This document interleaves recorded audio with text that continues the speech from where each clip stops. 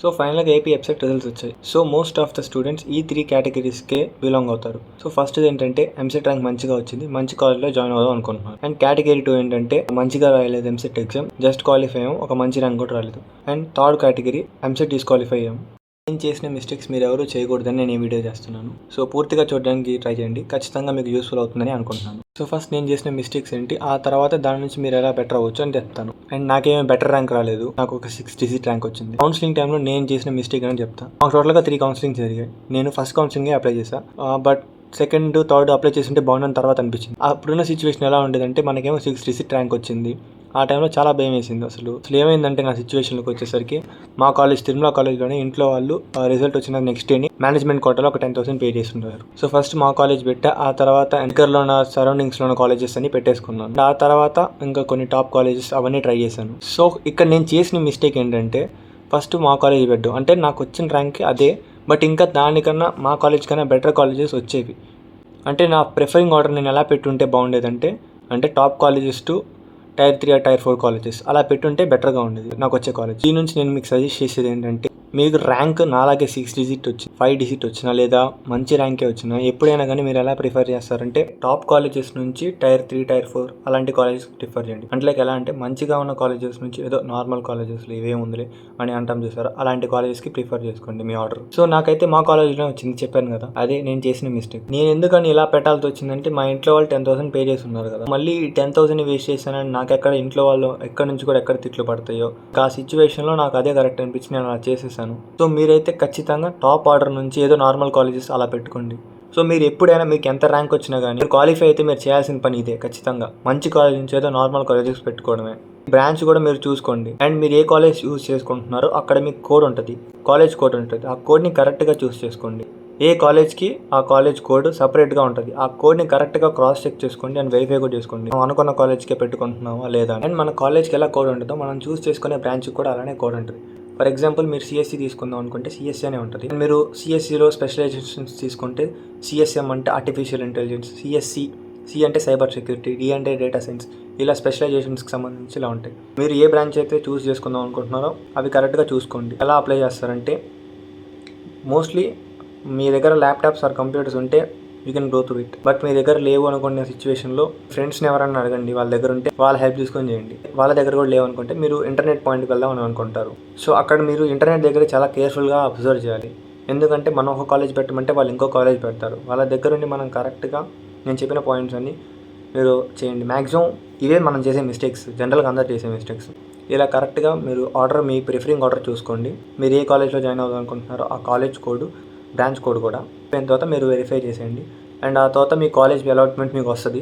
ఆ కాలేజ్మెంట్ అలాట్మెంట్ వచ్చిన తర్వాత, అలాట్మెంట్ వచ్చాక మీ కాలేజ్లో రిపోర్టింగ్ చేయాలి. మీ కాలేజ్ రిపోర్టింగ్ చేసిన తర్వాత కాలేజ్ సర్టెన్ డేట్ రోజు ఓపెన్ చేస్తారు. మీకు ఆ కాలేజ్ నచ్చితే వెళ్ళొచ్చు. అండ్ మోస్ట్లీ కాలేజ్ ఓపెన్ అవ్వక ముందే సెకండ్ కౌన్సిలింగ్ కూడా రావచ్చు. మాకైతే కాలేజ్ ఓపెన్ అయిన తర్వాత ఒక 5 డేస్కో 7 డేస్కో కౌన్సిలింగ్ 2 జరిగింది.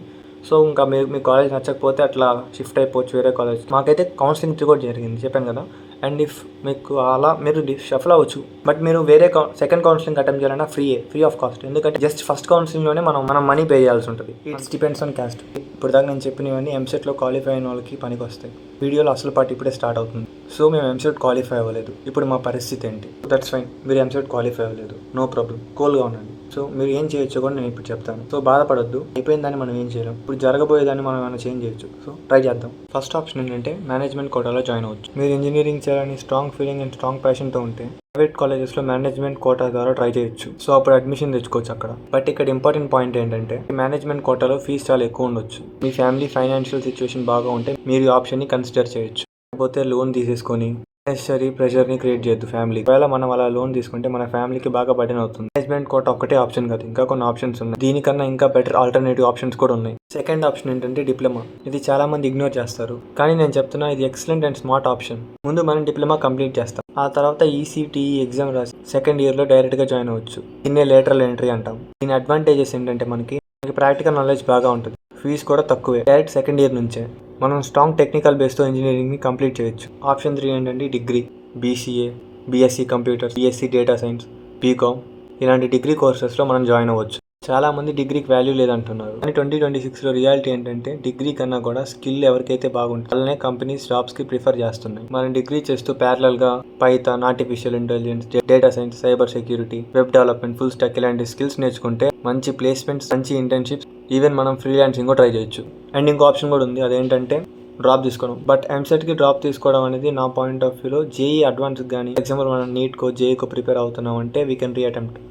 కానీ ఎంసెట్కి ప్రజెంట్ ఉన్న సినారియోలో it's not worth.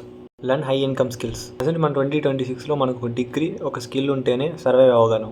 Python, artificial intelligence, machine learning, cyber security, data science, cloud computing, UI UX design, video editing, digital marketing. ఈ స్కిల్స్లో మనం ఒక్కొక్క డొమైన్లో ఒక్కొక్క దానిలో మాస్టర్ అవ్వచ్చు. మనం కాలేజ్కి వెళ్తూ కూడా మన స్కిల్స్ని బిల్డ్ చేసుకుంటే ప్లేస్మెంట్స్ కానీ, ఇంటర్న్షిప్స్ కానీ, స్టార్టప్స్ కానీ ఇవన్నీ పాసిబుల్ అవుతాయి. అండ్ ఫ్రీలాన్సింగ్ కూడా. అసలు మెయిన్ ఇంపార్టెంట్ ఏంటంటే మీ మీద మీకున్న నమ్మకాన్ని మీరు ఎప్పుడు కోల్పోకండి. Don't stop believing yourself. మన ఎంసెట్ క్వాలిఫై అవ్వడం అనేది ఏమి మన లైఫ్ని డిసైడ్ చేయదు. మన లైఫ్ని డిసైడ్ చేసేది మనం డైలీ చేసే hard work and consistency and మన కంటిన్యూస్ లెర్నింగ్ కూడా. జస్ట్ ఒక ఎగ్జామ్ రిజల్ట్ మన లైఫ్ని డిసైడ్ చేస్తుందంటే నేను నమ్మను, ప్రపంచంలో ఉన్న ఎవరూ నమ్మరు. మనం సక్సెస్ అవ్వాలంటే మనకు చాలా రూట్స్ ఉంటాయి. ఎవరి రూట్ వాళ్ళదే, ఎవరికి వాళ్ళకి సపరేట్ రూట్ ఉంటుంది, ఎవరి స్టైల్ వాళ్ళకు ఉంటుంది. అది గుర్తుపెట్టుకోండి. So be motivated, don't lose your hope. మనకి లైఫ్లో ఒక డోర్ క్లోజ్ అయిందంటే ఇంకో డోర్ ఓపెన్ అవుతుంది, అది గుర్తుపెట్టుకోండి. కొన్ని టైమ్స్ మనకి విండోస్ కూడా ఓపెన్ అవుతాయి. ఫస్ట్ ఆఫ్ ఆల్ మీరు టెన్షన్ పడకండి. వీటిలో ఏ ఏదైనా ఆప్షన్ మీకు నచ్చితే చూస్ చేసుకుందాం అనుకుంటే నాకు కామెంట్లో చెప్పండి. లేదా మీరు ఇంకా ఏదైనా ఆప్షన్ ఉంది అనుకుంటే అది కూడా నాకు కామెంట్ చేయండి, నేను కూడా తెలుసుకుంటాను. సో ఓవరాల్గా ఇది వీడియో నేను 3 కేటగిరీస్ గురించి డిఫైన్ చేశాను కదా. సో మీకు ఏమైనా డౌట్స్ ఉంటే right down the comments below, నేను ఆన్సర్ చేస్తాను.